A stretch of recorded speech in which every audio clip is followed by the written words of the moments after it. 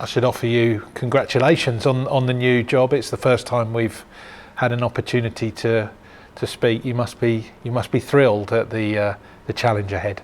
Yeah, really excited. Obviously, really proud to be given the role. Obviously, everyone knows what the club means to me, and to have been a first team player for a good period of time, then to be obviously the player coach last season with the 23s, and now to make the transition into the head coach role for the group is something that I'm really excited about, and over the moon to be given the opportunity. And what's the aims, the ambition, the remit, taking on that role? Yeah, very excited, very intrigued about our young players and where they want to get to and how they want to get there. And it's all about trying to educate them in doing the right things every day to get closer to where they want to be. And it's tough, there's no getting around it, to be at the elite end of football and competing. A Premier League club is tough, and to earn and have a long playing professional career is going to be a very hard challenge and hard work. But they've all got that vision, they've all got that dream, and it's our responsibility as a staff to help them along the way, to educate, to guide, to challenge, to support. And hopefully it's something that I really enjoyed in the role that I've done as the player coach, and hopefully I can take that a step further and lead the group and develop all the people around me. How much of an incentive is it seeing the likes of Lewis Dunk, Solly March, more recently Ben White, Robert Sanchez, both still involved at the European Championships? That must be a massive incentive for those players, knowing that there is that pathway through under Graham Potter.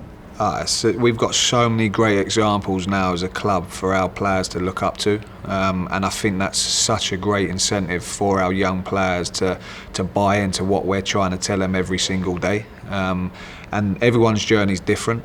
Every player's going to reach their end goal hopefully at different points, and I think it's sometimes trying to not look sideways to compare and more so to inspire. And I think sometimes that's hard for young players because they always want to be where their mate is, where their teammate is. But sometimes they've got to be a little bit more patient, and as a young player that's sometimes tough.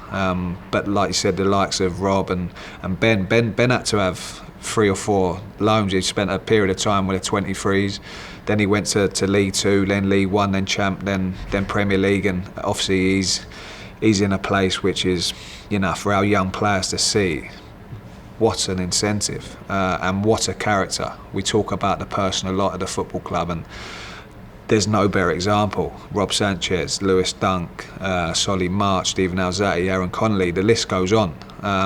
But there's a reason why they're doing what they're doing. And like you said, under the gaffer, he gives them opportunities. So hopefully the lads can see that, they buy into it, they fully commit to it every single day, and that at some point hopefully we can get some more in there. And how pleased are you to see the sort of next crop coming through, the likes of Teddy Jenks and Alex Cochrane, who you will have played with at 23 level, now going out, spreading their wings a little bit and getting out on loan as well? Yeah, really exciting. Obviously spoke to Teddy. He gave us a call on the long way up to Aberdeen. I think he was on an 8-hour journey. So I think he wanted to kill a bit of time. But no, he was excited, and same with Alex. Hopefully they both play against each other at some point. And the other players going out on loan, it's a real good experience for him. Ryan Longman coming back in for a little bit, and seeing what he done last season, Taylor Richards, Hayden Roberts, it's a real good advocate on what the club does, whether it's you have a period with the 23s and you do the best you can there to hopefully open up another door, then that may open up another door, and then hopefully at some point they get closer to our first team. So the pathways are really aligned with the academy and the first team, trying to work as closely as we can to manage them pathways and steer the players into the right direction.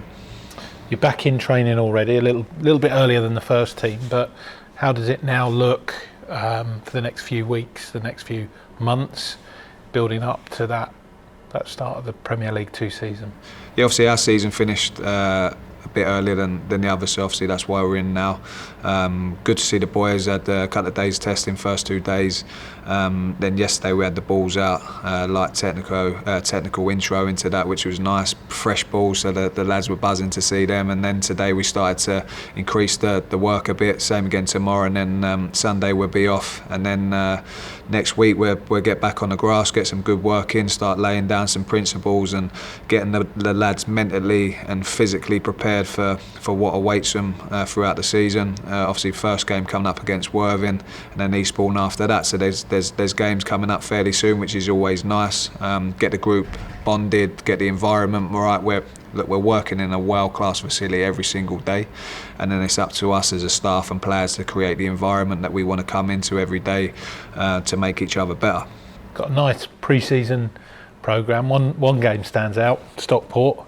You're looking forward to that one, going head-to-head with your old boss in Simon Rusk. They obviously had heartbreak at the end of last season, but had a terrific spell in the short time that he's been in charge up there. You must be relishing that game.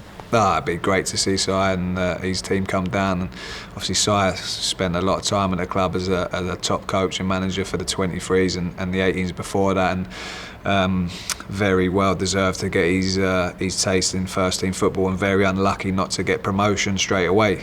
So he'd be looking forward to the game. He'll want to get his group ready for a challenge to get out of the league straight away. So I'm sure, knowing Si the way we do, he's going to want to get prepared as possible. So we know it's going to be a real tough test, a game that we look forward to try and get us as prepared as we can going into our season. So it's certainly one that myself, the staff, Shannon, obviously worked with Si for a long period of time.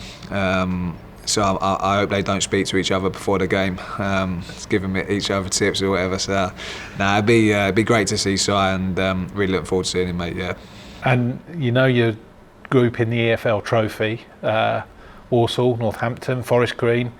That's going to be great experience for the boys. You've obviously played in those games, very successful the season before last. Went fair distance in the competition. You know, that must be something that you're really looking forward to, and the players are looking forward to. Real good games to look forward to for the group. Obviously playing against League 1, League 2 opposition, first team, men's football. That next step that the players are all looking to get into can really gauge where they're at, what it needs to go and compete against these teams. So they're real games to look forward to, hopefully give a good account of ourselves, and they're exciting. Walsall, Northampton, Forest Green, all three teams will be good games, and yeah, we really look forward to them tests. And finally, a couple of new signings. Gary Dicker, your old teammate, is one. We'll come to him in a minute, but first, Jeremy Sarmiento from Benfica. What can you tell us about him? Yeah, early signs are really positive. Made a real good first impression on myself as far as the testing. He come back, he looks fit, he looks sharp, and then the technical day yesterday, straight away you can see his enthusiasm. He's infectious for me as a coach to look in from the sides. Made a real good first impression, and then today's session we've done a little bit more, and really excited to see what he can bring to the football club, and we really want to help him develop to get to where he wants to get to. And I'm really looking forward to getting to know the person, because he seems like a lovely kid and very grounded. It always takes a little bit of a time to settle into new surroundings, new group, but I think by the looks of it, I think that'll be very quickly. Seems like a real good kid, and as I said, I'm really looking forward to getting to know the person, and then the player I'm really excited to see. And another who shouldn't have too much trouble settling in, Gary Dicker, your old teammate. What's he going to bring? Obviously, you've done that role. You've been there, seen there, done it. Got the T-shirt. But what will Gary bring for you as manager out there on the pitch?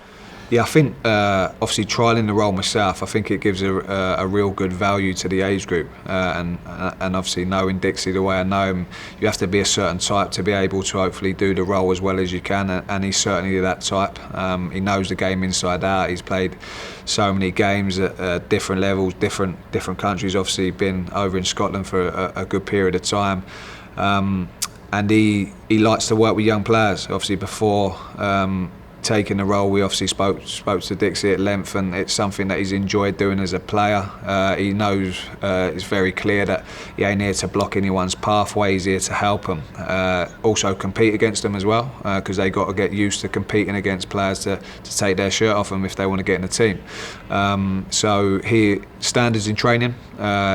I think he'll be someone, well, I know he will be someone that sets standards every day. And then obviously he's making the transition into doing a little bit of coaching as well. So it gives him a good feel for that. He's in the office with us as staff, so he sees the plan and the detail that goes into every day, which hopefully he'll learn a lot from that. And the connection and the relationship that he can build with the players that sometimes you don't see as a coach or manager from the sides.